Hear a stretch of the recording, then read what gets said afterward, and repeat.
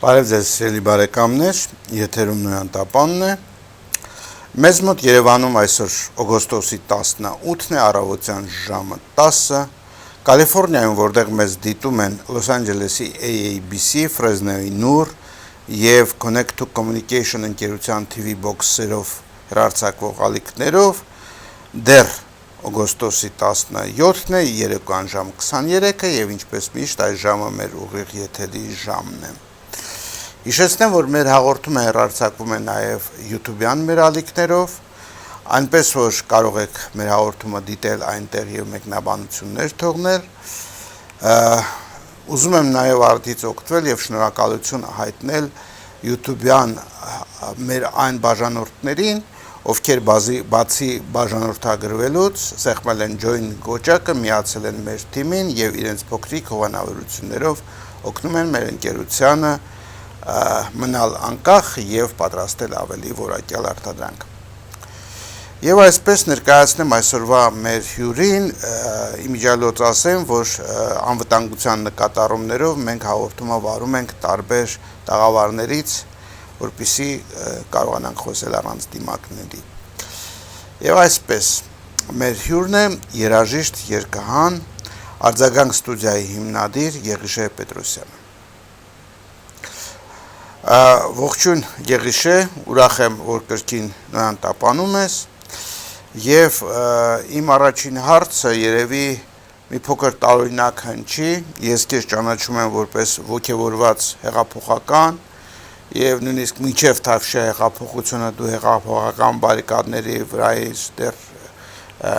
Էլեկտրիկ Երևանի ժամանակ, հիշում եմ այնտեղ, և ընդհանրապես ակտիվ ես եղել բոլոր հայության և հայաստանցիների համար այսպես կարևոր հասարակական բոլոր հարցերում։ Ես ուզում եմ մեր հեռուստադիտողներին, որոնք անշուշտ ճանաչում են քեզ Արձագանք ստուդիայից, ճանաչում են քո երգարվեստով, քո երգերով, ներկայացնել քո հեղափոխական երգը, որ գուցեև շատերը չեն լսել, որից հետո ես կձևակերպեմ իմ հարցը։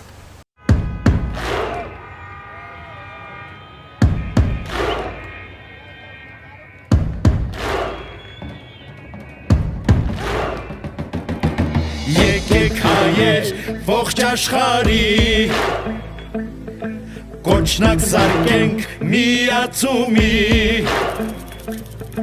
զարկենք զարկը հայավարի, մենք ենք տերը մեր աշխարհի, զարկ աշխարհը թող իմանա, զարկ աշխարհը թող հասկանա, որ այս զարկն է հայոց բասկի, զարկը ազգի հզոր կամքի, վեր կաց որդի առաջ նորդի, վեր կաց որդի առաջ նորդի, դու ես հույսը ժողովրդի, դու ես հույսը ժողովրդի, ելով ասես, որ չի եկել, մեր դռանն է նորից չոքել, մերն ուզելու համոզելու, երկիրը չունենք մենք ձեզ տալու, վեր կաց որդի առաջ նորդի, վեր կաց որդի առաջ նորդի, դու հավատն ես ժողովրդի, դու հավատն ես ժողովրդի,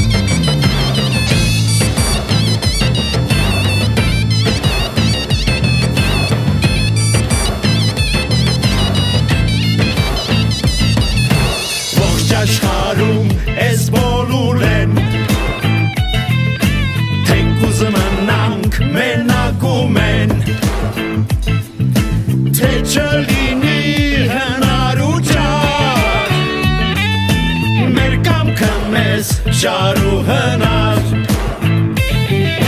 Վերկաց որդի Առաջ նորդի Վերկաց որդի Առաջ նորդի Հույս ու հավատ ժողովրդի Հույս ու հավատ ժողովրդի Վերկաց որդի Առաջ նորդի Վերկաց որդի Առաջ նորդի Հույս հավատ կանք ժողովրդի Հույս հավատ կանք ժողովրդի Հույս հավատ կանք ժողովրդի Հույս հավատ կանք ժողովրդի Եվ այսպես Երիշե մենք լսեցինք այս գեղեցիկ երգը, բայց ես գնահատում եմ այս երգի ոչ միայն երաժշտական կողմը, այլև այն ոգին, որը պարունակում է իր մեջ եւ ըստ երևույթին ինքը բավականին ճիշտ է տալիս բոլոր այն տրամադրությունները, որ մեր ժողովրդի ճնշող մեծամասնությունը ուներ այդ Թավշյա հեղափոխության ժամանակ։ Ինչ է փոխվել հիմա։ Ինչ եմ ձեզ հարցնում, որովհետև ձեր ազգանունը նույնպես տեսել եմ ազգային բևեռ նախաձեռնության անդամների ցուցակում եւ այդ այն բևեռն է, որը որ եթե չասեմ ընդդիմադիր է Նիկոլ Փաշինյանի եւ իր իշխանությանը, ապա ամենակոշտ քննադատողն է այդ իշխանությանը։ Կոշտ քննադատում է ոչ թե հակահեղափոխության դիրքերից, ինչպես նախկինները, դա մոռանանք, այլ քննադատում է հեղափոխությունը չավարտելու, այո, տեսանկյունից։ Յուրայինների դիրքերից։ Այո, ինչ փոխվեց։ Շատ ճիշտ նկատեցիք այդ ոգեղեն վիճակը, որը ինձ բերեց այս ստեղծագործության, հա, ես առաջինը, որ ափսոսում եմ այս ոգեղենության կորուստներ, որ հեղափոխության չշարունակելը, այսինքն կանգ առնելը, սենց հանգստացան եւ վերջ, իշխանափոխությունը եղավ եւ այն գլխավոր կարևորագույն մեխերը, որ պետք է խփվեր, կամ այն հիմքերը, որ պետք է գծվեր հեղափոխության տրամաբանությունը ավարտին հասցնելու համար, այդ բաները չարվեց եւ սկսեցին խուսանավել տարբեր տեսեք այսօր ինչքան խնդիրներ մենք ունենք երկրում ծառացած դա հետևանքն է այդ չկատարված որոշակի խոստումների օրինակի համար պետք էր քաղաքական գնահատական տրվեր անցյալին ընդ որում ըստ ինձ պետք է տրվեր գնահատական Հայաստանի օկուպացումից սկսած երբ որ բոլշևիկները թուրքերի ու ազերիների բանդաների հետ գրավեցին մեր երկիրը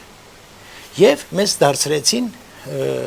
սովետական միության մի մասնիկ անդեմ անունը հանրապետություն էր, բայց դա անկախ մարմին չէր, ոչ արտաքին քաղաքականություն, անգամ մեր դասագրքերում մեր պատմությունը խեղաթյուրված էր։ Եվ եթե մենք գալիս ենք այդ առաջին հանրապետության զավթման վիճակին, մենք այսօր Ղարաբաղյան հարցի, հա, հայկական հարցի,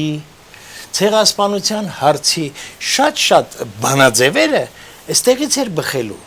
Այսինքն կգար այդտեղ Սևրի պայմանագիր, Վիլսոնի իրավարար վճիռ, ոչ թե մենք այսօր կդիտվեինք որպես զավթիչ, ինչ որ մի արհեստական ստեղծված մոզաիկայով հավաքված երկրի հողային տարածքների, այլ մեր պատմական տարածքների, նաև դե յուրե ճանաչված մեր տարածքների, սա մեկ, երկրորդը, գանք ավելի հետ, հա, արդեն մեր 30 տարվա սովետական միության փլուզումից հետո, եթե այստեղ քաղաքական գնահատականը հնչեցվում էր, որ մեր երկիրը ուզուրպացվել է, դեմոկրատական չի եղել, բանը կեղծվել են ընտրություններ, կեղծվել են հանրաքվեներ, ժողովրդի թալանա գնացել, մի ահռելի թալանա գնացել մեր երկրի։ Մեր երկիրը փոխանակ զարգանար ինքը տեղում դոփել է։ Եւ սրանք քաղաքական գնահատական տալուց հետո դրանք կհետևեր անցումային արդարադատություն։ Անցումային արդարադատությունը ինչ կապահովեր։ Կապահովեր պարագլուխների պատասխանատվությունը, գողացվածի վերադարձի լեգիտիմությունը, հա, կապահովեր զանազան հանցագործությունների գնահատականը, կապահովեր հակապետական զանազան կուսակցությունների հետագա գործունեությունը կամ ինչ-որ մի ժամկետով կասեցումը։ Մի խոսքով, սրանից հետո մենք կարող ենք գայինք արդեն համերաշխության, այսինքն հանցագործը բանտում է, հա, գողոնը վերադարձված է եւ տուժող ժողովուրդը, հասարակությունը, որը տուժել էր այս ամեն ինչից, հա, կլիներ գոհ եւ արդարությունը կվերականգնվեր։ Նոր սրանից հետո մենք կարող ենք արդեն քայլ անել առաջ, տնտեսություն զարգացնել եւ իսկ մենք հիմա ինչ դիրքում ենք։ Շատ անհասկանալի դիրքում ենք։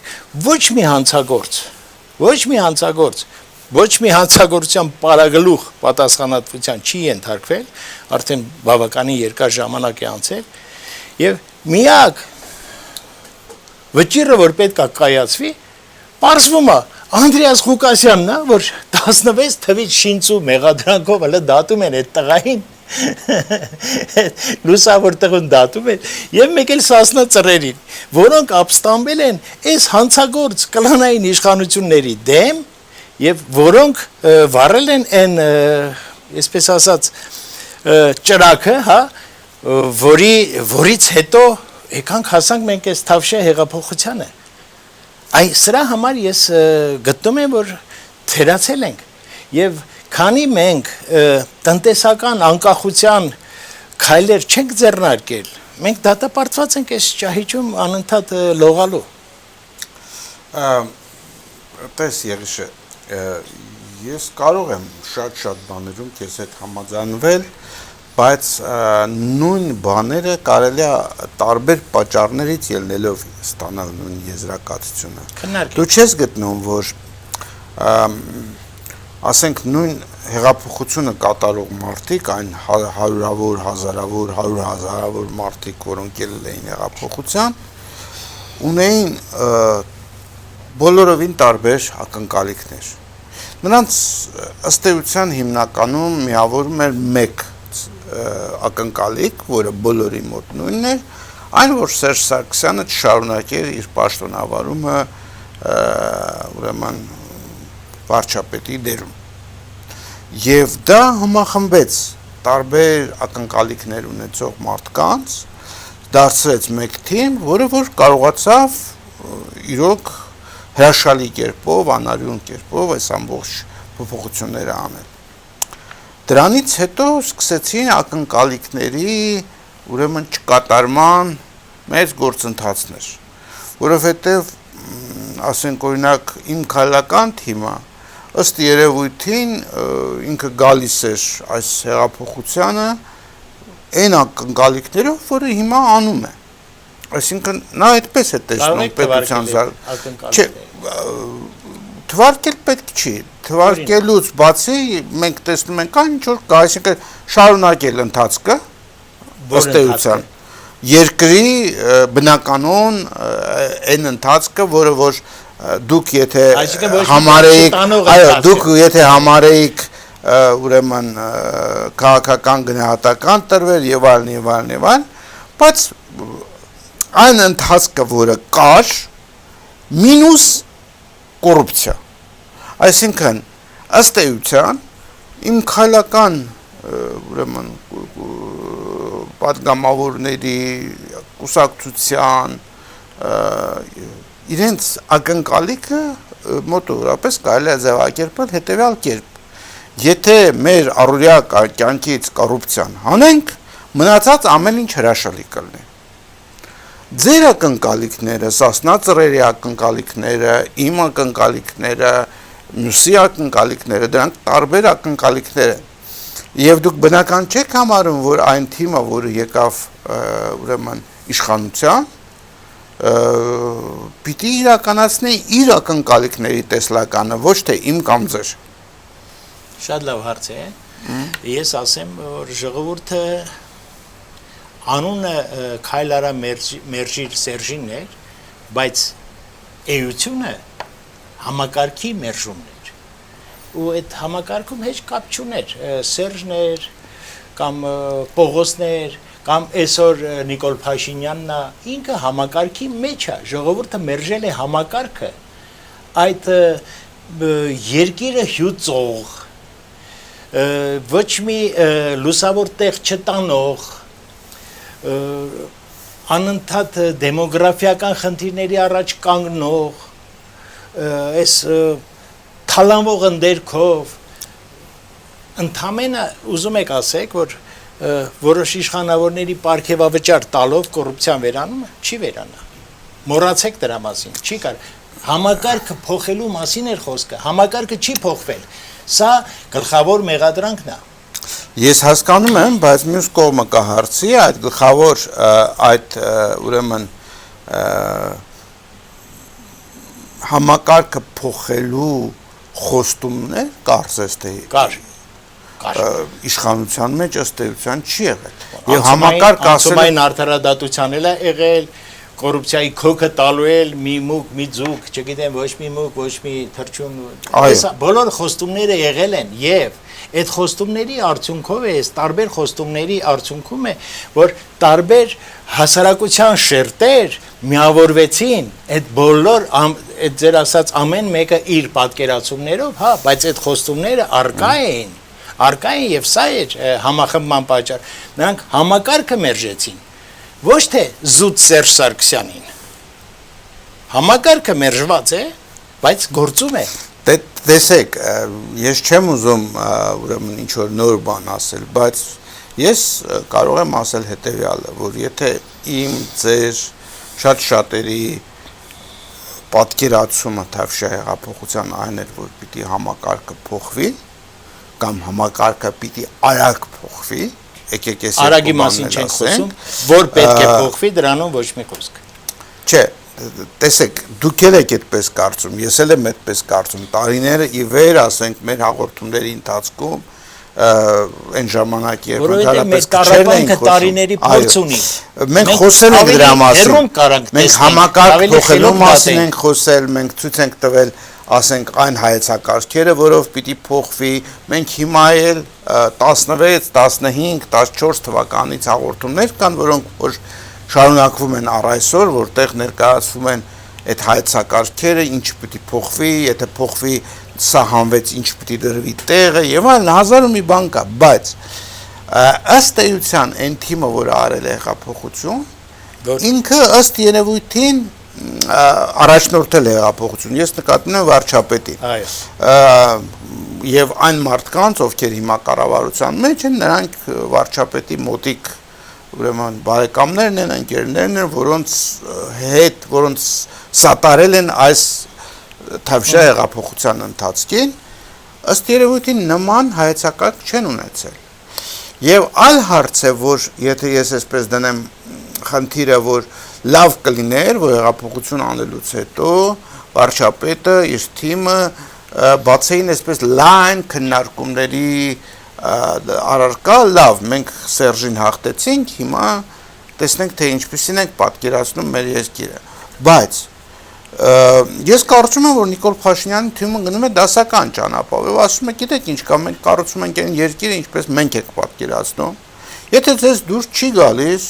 հեսա շուտով 2 տարի հետո ընտրություններ կլինեն, ձեր քվեարկություններով ուրեմն ասեք, որ գիտեք ինչ կա, դուք սխալ ճանապարհով եք գնում, ընտրեք այն մարդկանց, ով ճիշտ է գնում։ Եվ ես շատ ուրախ կլինեմ իմիջիալոց, որ այս առաջին անցնցում ցնցումով բավականին այս պարլամենտական ընտրություններին, որտեղ այսպիսի տոկոսներ եղան, իհարկե դա արդյունք էր հեղափոխության, դրա համար եմ ասում ցնցումներով, Հաջորդը երբ հեղափոխություն չլինի, եթե չլինի, այդ հաջորդ անցումը լինի ավելի այսպես էլի փափուկ անցում առանց խնդիրների, այսինքն ում ընտրեն նայել գնա։ Հրաշալի բան, եթե այդ ժամանակը մեզ տրված է։ Իսկ ես ունեմ կասկածներ, որ 5-րդ շարասյունը մի վարքյան անգամ չի կորցնում։ Նա արդեն բանը այսպես խոսքա չէ ժողովրդի մեջ արխայնացել է, հա, արդեն վստահություն ունի, որ ինքը անպատժելի է եւ այլն, ամեն բան կանեն, որպես այս ամեն ինչը տապալեն եւ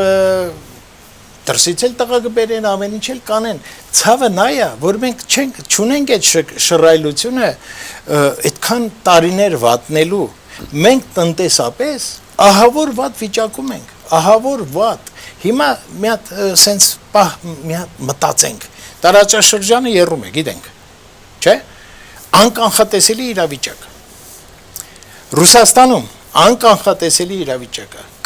Կարող է այսօր քնենք, զարթնենք, տեսնենք բան փլվեց աշխարհում։ Մենք այդ տկլոր կանգնած ինչ ենք անելու։ Երեկվա քայլը եթե մենք չենք արել այսօր ավելի ամուր կանգնելու, ավելի պաշտպանված լինելու, ավելի խելացի լինելու, ավելի բացի այս հապկից ու չգիտեմ ինչից այլ ընկերներ գտնելու եւ ինչ որ կերպ մեզ ապահովագրելու, այս քայլերը ով պետք է անի։ Երբ մենք չունենք այդ ժամանակը, այսինքն եւս 2.5 տարի հետո մենք ինչ կլինենք, մենք չգիտենք։ Սիրելի բարեկամներ, մենք շարունակում ենք մեր զրույցը երաժիշտ երգահան Արձագանք ստուդիայի հիմնադիր Եղիշե Պետրոսյանի հետ։ Ինչպես ես խոստացա, սիրելի հեռուստադիտողներ, մենք հեռախոսազանգեր ունենք, փորձենք ընդունել դրանցից մեկը։ Բարև ձեզ, դուք եթերում եք։ Ալո, բարև ձեզ, պարոն Հարությունյան։ Բարև ձեզ։ Արձագանք ստուդիայի համահիմնադիր պարոն Եղիշե Պետրոսյանին։ Ուզում եմ դիմել պարոն Պետրոսյանին ասելով, որ պարոն Պետրոսյան, դուք ճիշտ եք ասում, ոչ գողերը պատժվեցին, ոչ էլ գողորնը թալանվեց։ Հայաստանի Հանրապետության տնտեսությունը բյուջեն հայտնվել է մի կարգավիճակում, ասացի պես, որ հիմա տկլոր ենք։ 460 միլիոն դոլար մեքենաների ներդրումից է, անցյալ տարի մտել բյուջեն, էլ չկա, տուրիզմից է մտել, արտահանումներն են փչացել եւ այլն։ Դեռ ավելին, ոչ թե գողոնն է վերադարձել, այլ գողապետությունը հիմա գործում է եւ ընդերքը թալանում է։ Բաց թալանում է, եթե դրան կառավարությունը մասնակից չի կամ անմեղսունակ է, որ չի հասկանում, որ բյուջեն թալանվում է, մենք կոպեկներ ունենք բյուջեում, եւ այսօր գնում ենք համաշխարհային բանկից վարկ ենք վերցնում, մեր տունը գողը մտել է, թալանում է եւ մենք դա չենք անում, գնում ենք պարտ ենք վերցնում։ Մարդը, լուրջ մարդը ոնց կնայի դրան։ Մենք այսօր չենք, ես ամեն օր իմ տղաներն ապրում Հայաստանում, ես օրերն էի հաշվում հեղափոխությունից հետո իմ ընկերների հետ, մենք մեր վեշերը կապում ենք, որ գայինք, մեր ամբողջ հույսերը ջուրն ընկավ, ես կասկածից տեղիք տվեց։ Հիմա տարօրինակ վիճակում է գտնում, թատրոն է նայում Հայաստանը, Ռոբերտ Քոչարյանը այնտեղ կացերա քշում իր տղի հետ, Գասպարյան Վովան հարձակվում է բանի ազատություն ռադիոկայանի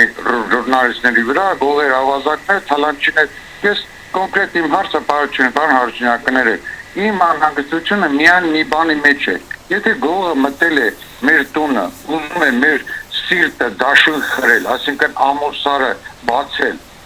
մենք ինչին ենք նայում։ Մենք տգետ ողորմելիներ ասում են ջերմուկի խնդիրն է, դա ջերմուկի խնդիրը չի, դա ամբողջ Հայաստանի հայ ժողովրդի խնդիրն է, որ 11,000 տոննա ցյան բանեն այնտեղ ոսկին լվան լցնենք Էջուտի ջրամբարը ու առաջի պայթեցումներից հետո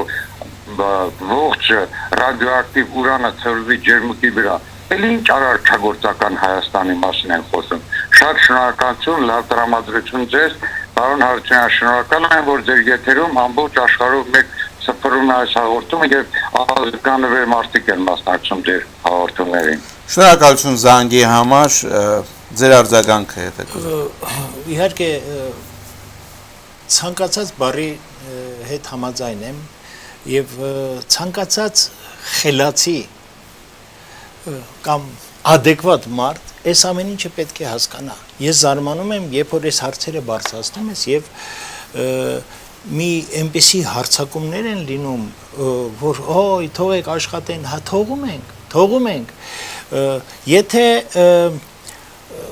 փորձառության պակասա փորձում ենք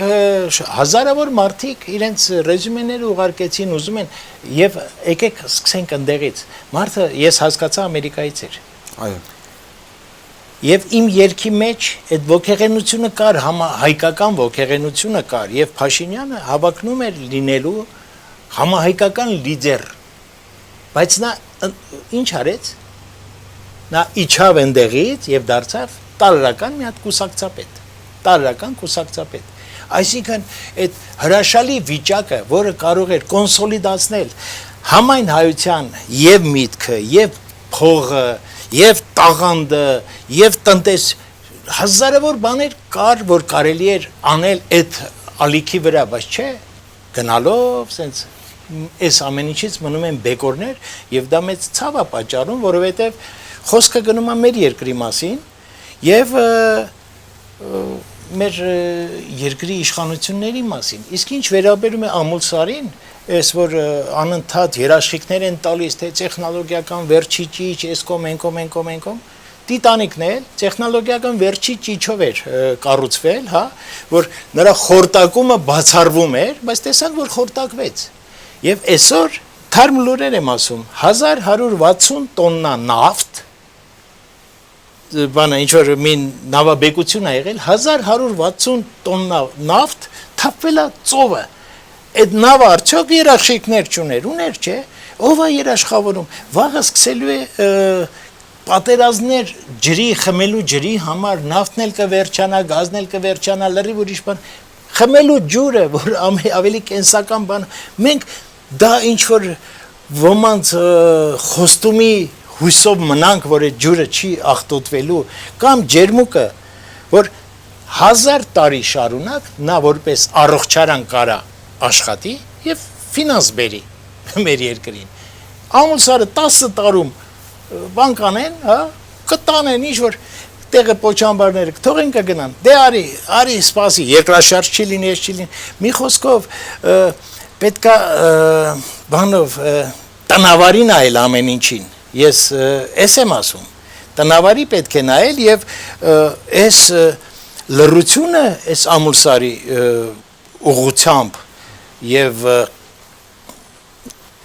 այս հարցը սեն ձգձգելը բանը մեզ չի սազում։ Շատ լավ, գամ մի այսպեսի դասական հարցի, որը այստեղ էլ կարծես թե մեր YouTube-յան էջում արդեն սկսեց հնչել, դա հետևյալն է, որ դուք միացել եք նախկիններին եւ փորձում եք քանդել մեր երիտասարդ հեղափոխական ճանապարհի այսպես հիմքերը։ Նախկիններին ում։ Իշխեմ Քոչարյանին, Սերժին, Լևոն Տեր-Պետրոսյանին, դուք հիմա արձագանքում եք մեր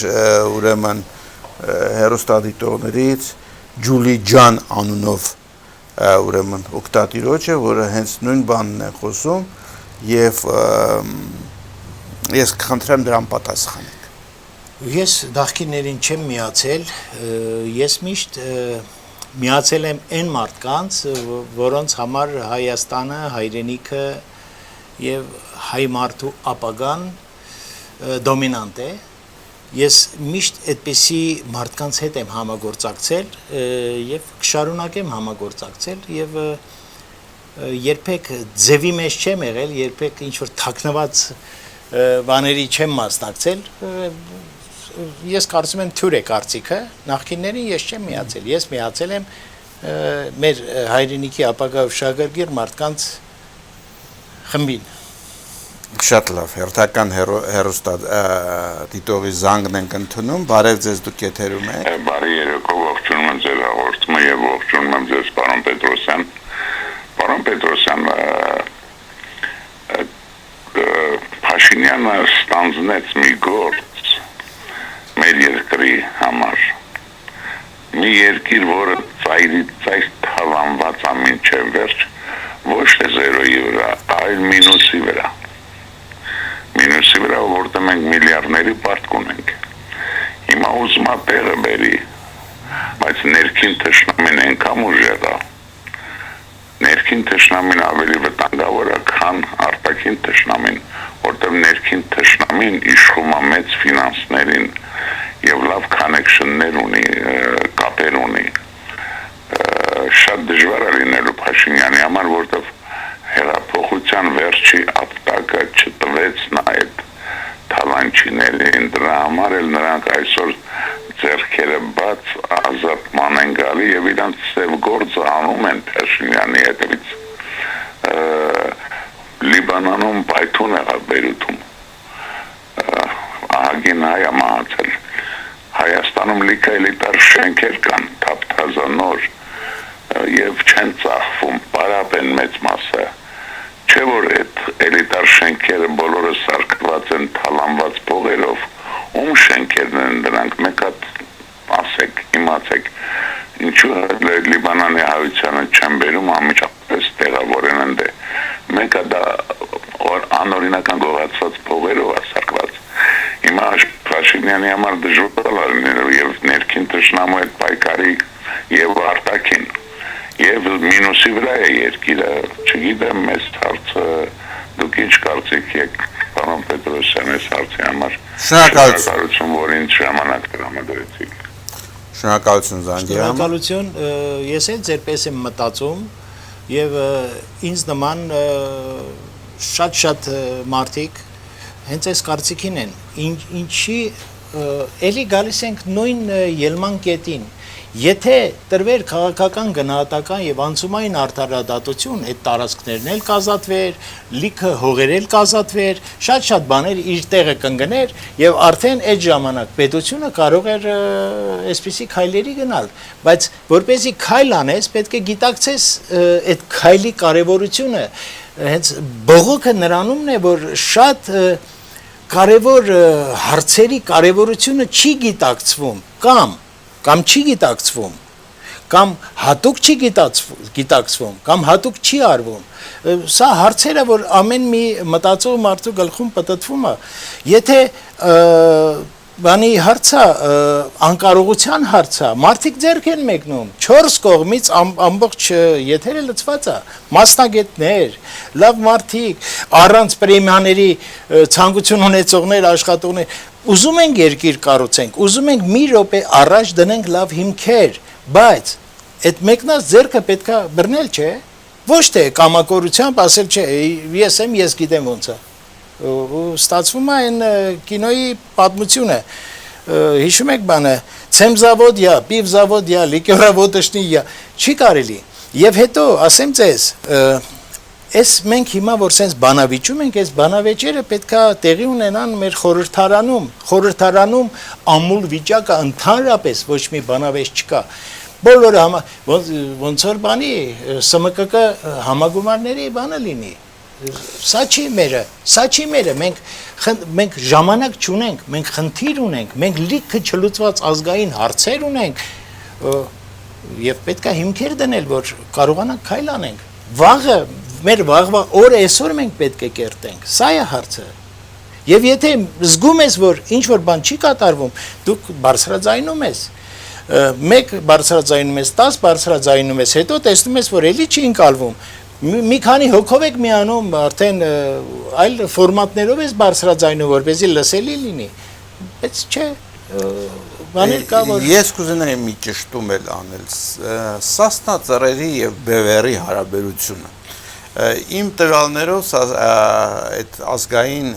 Բևերում կան 3 Սասնա ծռի անդամներ միջուկը Շիրակ Սեֆիլյան, Վարուժան Ավետիսյան եւ Գարեգին Չուկազյան։ Բայց ուրեմն եւս այնտեղ կան երևի 50-60 հոգի։ Չէ, ուրեմն Բևերի նախաձեռնող խումբը 9 հոգի են, 9 հոգի, որոնցից մեկը ես եմ։ Արա Պապյանն է։ Արկադի Վարդանյանը, Տիգրան Խզմալյանը, Արմենակ Գյուրեղյանը, Ալբերտ Բաղդասարյանը եւ իմ նշած Շիրայր Սեֆիլյանը, Վարուժան Ավետիսյանը եւ Գարեգին Ճուկազյանը։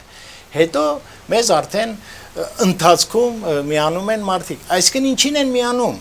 Սա ոչ թե ինչ որ մի խմբավորում է, այլ սա կոնկրետ մի ծրագիր է, կարճաժամկետ ծրագիր է, որտեղ մենք այդ հարցում համախոհ ենք այն հարցերի շուրջ, ինչ որ բարձրաձայնվում է։ Պետք է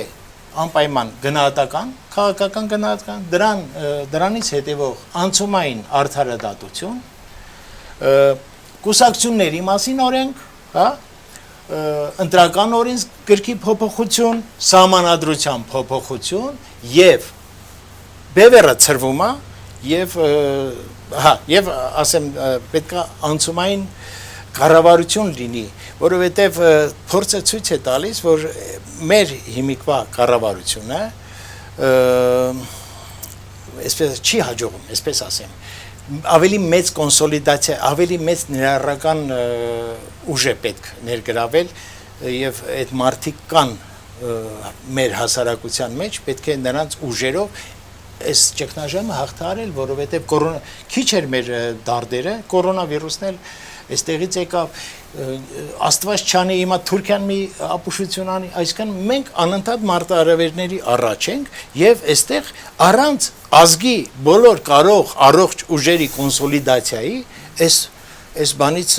դուրս գալը շատ բան է, ռիսկային է։ Եվ մենք առաջարկում ենք, որ այս ֆորմատը լինի եւ հետո նոր արդեն փոփոխված սահմանադրությամբ, բանը կուսակցության օրենսգրքով եւ ընտրական նոր բաներով արդեն անցումային արդարադատություն սկսած, հա, անել նոր ընտրություններ։ Եվ այդ ժամանակ մենք կունենանք պարլամենտ, որտեղ կլինեն բանավեճեր, կլինեն կարծիքների բախում, մենք հիմա ոչ մի բան չենք տեսնում։ Ամբողջ անցել է Facebook-ի դաշտ։ Փորձենք եւս մեկ հեռախոսազանգ ընդունել։ Բարև ձեզ, դուք եթերում եք։ Լսում ենք ձեզ, բարև ձեզ, համեցեք։ Այո, բարև ձեզ։ Լսում ենք, իջեցրեք հեռուստացույցի ձայնը եւ մենք ուշադրից ձեզ ենք լսում։ Այո։ Ասում են մենք չենք տեսնում, չեք ուզում տեսնել, դրա համար էլ չեք տեսնում պարոն Փաշինյանի արած ահռելի մեծ աշխատանքը գործը ամեն բոլոր ասպարեզներում առաջին հերթին բարոյական իմաստով մարդը իրեն մարդ է զգում իր հանրապետության մեջ այո կան թերի կողմեր կան թերություններ կան դեռ շատ չլուծված շատ հարցեր ինձ թվում է դուք որ ասում եք ձերք եք մեկնում ձերքը բռնող չկա այդ ձերքը պետք է այնքան վստահելի ձերք լինի որ այն մարդը մեկնած ձերքին ռեակցիա տա բռնի եւ այո ընդունի այդ օգնությունը ասեմ խորհուրդ ասեմ թե չգիտեմ ուղղակի ես ինձ մի քիչ ցավ է պատճառում որ այդքան բան արվեց այդ մարդու կողմից եւ արվում է դեռ ոչինչ չի նկատվում, միայն քննադատվում է, հենց դա էլ շատ մարդկանց սիրտը այսպես վիրավորում է, ուղղակի խոցում է։ Ես անձամբ շատ մարդկանց գիտեմ, որ վիրավորվում են դրանից շատ։ Եվ վատ են զգում, հուսահատվում են, եւ ասում ենք, վայ Աստված ջան, օգնիր Փաշինյանը կարողանա իր այդ մեծ սրտով, այդ բարի ու ազնիվ էությամբ կարողանա առաջ տանի իր սկսած գործը։ Հանկարծ չվհատվի, հանկարծ մի ոտքը մատը փուշ չմտնի եւ այլն։ Ես ձեզ շատ հարգում եմ, վաղուց գիտեմ ձեզ, ես ինքս Հայաստանից եմ, բայց հիմա Ամերիկայում եմ։ Ուղղակի խնդրում եմ, որ թող բոլորը հասկանան ու գնահատեն այդ մարդու արածը, իսկ չարածի համար ոչ թե քննադատեն, ասեն ինքը պետք է աներ իջեցրեց, չգիտեմ ինչ աստիճան եւ այլն, այլ օգնեն ինչ որ մի բան ավելի լավ լինի եւ առաջ գնա։ Կներեք իհարկե մի քիչ գուցե վրթոված եմ խոսում, բայց անկեղծ եմ։ Շնորհակալություն ձեր զանգի համար։ Շատ շնորհակալություն, իհարկե մեր հիմնական ժողովրդի հիմնական մասը հենց այսպես էլ մտածում է, բայց եկեք մի բանում համաձայնվենք, ես ձեզ մի շատ պարզ օրինակ բերեմ, հարգելի տիկին, այդ նույն սրտացավությունը ես էլ ունեն իմ ընտանիքի անդամները, իմ ամբողջ շրջապատը, բայց եկեք հարցին նայենք խորությամբ, մենք սկսել ենք տան վերանորոգում, սիրուն կաֆել ենք առել, հա, լավ գույնավոր ներկեր ենք առել, ես մի պատը շատ սիրուն ներկում ենք, բայց մեր կտուրը կաթում է, հատակը խախուտ է, եւ մեր հա, լավ է, սիրուն է, բայց դա փլվելու է այդ հատակը։ Մեր ասածը նա է, որ պետք է ամբողջական, այսինքն հիմքից կա ժողովրդական խոսք կա, չէ, քոքից է պետք ամեն ինչը բան անել։ Այսինքն, եթե ամուր չի հիմքերը, այս ռեմոնտն էլ շատ շուտ շարքից դուրս կգա։ Սա է հարցը։ Իսկ իհարկե շատ մեծ աշխատանք է արվել, շատ մեծ ծավալի, հրաշալի է անցնում ես փողոցով, տեսնում ես բավականին կանաչապատել են։ Այսքան ասֆալտ իհարկե երբեք չի փռվել, բայց դա մեր գլոբալ խնդիրները լուծող հարցը չի։ Մենք ասում եմ, ունենք շատ ավելի կարևոր մարտահրավերներ եւ սրանց չանդրադառնալը մեզ էլի չի թողելու ոչ քայլ անենք դեպի զարգացում, ոչ մեր տեղը գտնենք այս մեր ափը գտնենք այս ալեկոծ ծովում։ Մենք պետք է իմանանք դեպի ուր ենք գնում։ Սա է հարցը։ Շատ շնորհակալ եմ հարցի համար, Տիկին։ Սիրելի բարեկամներ, մենք շարունակում ենք մեր զրույցը երաժիշտ եւ երգահան Եղիշե Պետրոսյանի հետ։ Ես կշարունակեմ ընդունել իմ հեռախոսազանգերը, սիրելի հեռուստադիտողներ, պարզապես ձեր հորդորում եմ փորձեք կարճ լինել, որովհետեւ հեռուստազանգերը շատ են, մենք փորձենք պատասխանել դրանց բոլորին։ Բարև ձեզ, դուք եթերում եք։ Բարև ձեզ, պարոն Հարությունյան, շատ ուրախ եմ, որ ես կապնվեցի ձեր հետ, պարոն Հարությունյան, ես մի հատ երկու հատ փոքրիկ հարց ունեմ, ես առաջի հերթին ուզում եմ իմ խոսքս ուղղեմ այդ կնոջը, որ մի քիչ առաջ խոսած եւ հոյակապ մեկնաբանություն արեց, հոյակապ, իսկ մեր հարգելի հույրը, ես մի հատ հարց եմ ուզում տամ, եթե ինքը ասում է մենք սիրուն կաֆել ենք առել, սիրուն ներք ենք առել, բայց մեր տանիքը կաթում է, ուրեմն այդ կաֆելը մի խփի, ներքն էլ մի ներքի ռուֆը չինի։ Էսի ակիշ պատասխանը, երկրորդն էլ օրթանավը, պարոն Հարությունյան, կաբաց կամաց բարձանում վերև, բոլորը քննադատում են ես Փաշինյանի, չի կարելի, մենք մեր գանձը գողացել թալանել են, հիմա ես մի բան եմ ուզում ասեմ, ես ուզում եմ ասեմ, որ մի հատ խնդրանք ունեմ, որ ուշադիր լսեք, խնկո ափերը 150 տարի առաջ մուկն ու կատուն է գրել է մեր պատբավոր մեր տեղը, կորչելու է զուր տեղը, Պակսեց ուշը մեր ոտքի, պետք է մերնենք անուտի, էսի 5-րդ շարասույնի մտածելակերպն է, թալանչիների, ավազակների, մեր երկիրը թալանել են, եւ այսօր մենք, որ կորսնցրել ենք մեր հարստությունը, մեր պատիվը այդ դրա համար է, որ մենք այսօր ենք ընկել։ Շնորհակալություն։ Ես փորձեմ ուղղակի համառոտ ձևակերպել մեր հեռուստադիտողի հարցը։ Առաջինը ուրեմն եթե մեր երկիրը թալանել են, ապա այն պետք է կառավարել այս ձևով հենց, ինչպես անում է Նիկոլ Փաշինյանը, այո թե ոչ։ Երկրորդը, օդանավը դանդաղ է բարձրանում, արդյոք դուք չեք շտաբում, մի անգամից ուզում եք հայտնվել վերևում, եւ երրորդը, երևի ես երկուսին պատասխան եկա։ Առաջինը որն էր, ներողություն։ Ուրեմն թալանը, երկիրը թալանվել է ավոր, եւ այդ թալանված երկիրը այլ ձևով, քան այս ճանապարհով, որ անցնում է պարոն Փաշինյանը, հնարավոր չի ուշքի բերել։ Սա մեր հեռուստադիտողների համոզմունքն է։ Ես կարծում եմ, որ ոնց պետք է ապացուցվի, որ սա թալան է, որ այս դատարանները չեն կարող։ Այսինքն մենք այստեղ կաղացել ենք արդեն։ Սրա լուծումը ցանկացած հեղափոխությունից հետո ցանկացած երկրում դա անցումային արդարադատության մեխանիզմն է։ Չէ, ես հասկանում եմ արդարադատության մասին դուք խոսեք, բայց առաջին հարցը արդյոք թալան եղել է։ Իհարկե եղել է։ Դուք համաձայն եք։ Այո, հիմա իսկ պարոն Փաշինյանը համաձայն է, որ եղել է թալան։ Նա ինքը բազում անգամ պնդել է եւ ինքը լինելով ընդդիմադիր նախորդ ազգային ժողովներում ինքը միշտ այս հարցերը բարձրաձայնել է։ Միշտ։ Շատ լավ։ Այդ դեպքում չեք պնդում քաղաքային, քաղաքական գնահատական տրված է, բազմաթիվ անգամ ասված է, որ սա դա ազգային Խնդրեմ ժողովը պետք է բացատրեք, տա։ այո։ Ազգային ժողովը պետք է տա եւ դրանից բխող մնացած հարցերը բարձրացվի։ Ազգային ժողովը չի տվել քաղաքական գնահատական։ Մենք բոլորս խոսում ենք, որ թալանվել է։ Նրանք էլ են խոսել առանձին, բայց կնիքը խփած չի, որ թալան է եղել եւ եկեք այդ թալանը սիրով, Ինչու։ հա։ Ինչու։ Ես չգիտեմ ինչու։ Այդ հարցերը տանջում է եւ ինձ եւ այն տիկնոջը եւ այս նոր պարոնին, հա։ Այս հարցերը տանջում է։ Ինչու սա չի արվում։ Տրամաբանականը չէ որ պետքա արվի։ Եթե մենք ուզում ենք, Գուցե եթե դրվի քաղաքական գնահատական, ապա դրանից կբխի ինչ որ գործողություններ, ինքնաբերաբար արցումային արդարադատություն կբխի։ Սա պետք է բխի անպայման, որովհետև մեր ժողովրդին հաշտեցման միակ ձևը սա է, որ պետք է գողոնը վերադարձվի պետությանը եւ ժողովուրդը իրենից խլածը զգա, որ մեր պետության ձեռքում է եւ ինքը պետք է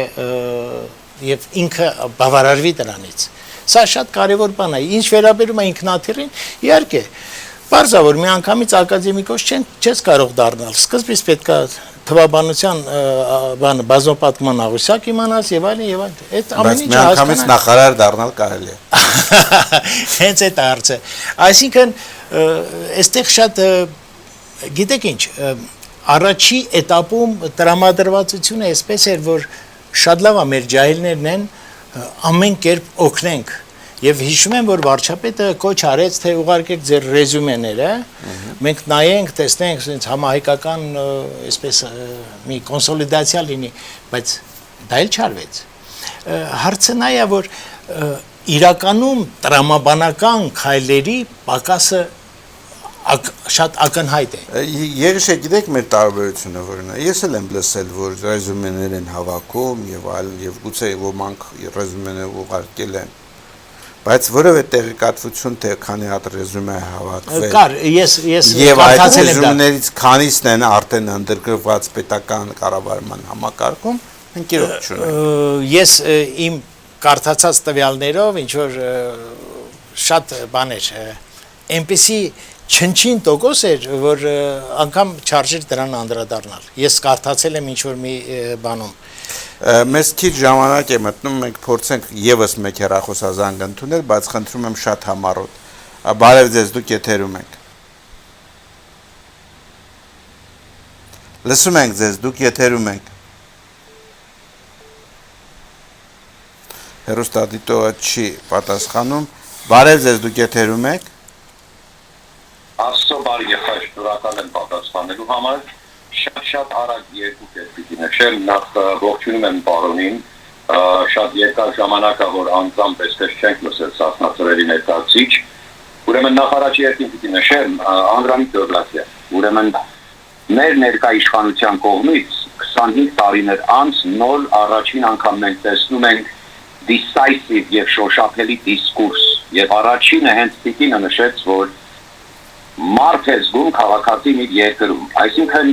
դրսևորումները եւ պտուղը արդեն ցույց է տալիս։ Կառավարությունը մեզնով է հզոր, կամավորների կարիք ունենք, մատնացուցանողների չէ։ Երկրորդ հերթին ձեր ծրագիրը, որ ներկայացնում եք, միայն dialogue ասում, շոշափելի decisive դիսկուրս չենք լսել ձեր տղերից, կամ ուղիղներից, կամ ընդդիմադիրի փրկներ կան։ Հիմա մեր ներկա իշխանությունն էր միակ հայոց պետականությունն է պետք է սատարել կամավորորեն, կամ պետական, կամ կամավոր։ Եվ ես սպասում էի ծռերից, որ լինեն շատ ավելի կամավոր, քան քաղաքական։ Եվ 16 թվականի շարժումից հետո մենք տեսանք շատ մեծ 170-աշյան շրջան այսպես փոխվել դեպի կուսակցություն եւ քաղաքականություն։ Ես գիտեի իրանք զինվորական եւ ներողություն եմ խնդրում, բայց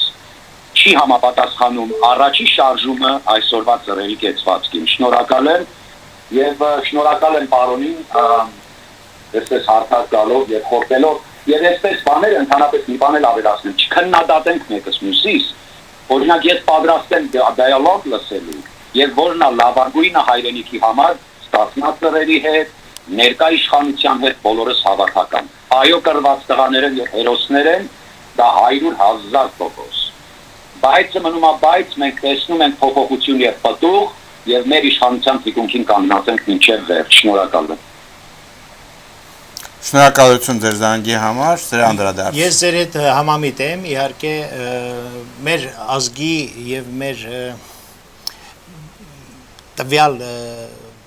վիճակում մեր լավագույն լուծումը համահայկական կոնսոլիդացիան է, ոչ թե ինչ որ մի կուսակցության, որի մեջ մտած չի ամբողջ ազգի սերուցքը եւ ամբողջ բանը, իհարկե համատեղ ուժերովն է ճիշտը, բայց այդ համատեղ ուժերը պետք է կոնսոլիդացնող լինի, որը կլինի պետությունը, որը ցավոք սրտի չի անում։ Մեր ժամանակը սպառված է, սիրելի հեռուստադիտողներ, հիշեցնեմ, որ մենք զրուցում ենք Արձագանք ստուդիայի հիմնադիր Եղիշե Պետրոսյանի հետ։ Ամենայն բարիք ձեզ եւ մինչեւ նոր հանդիպում։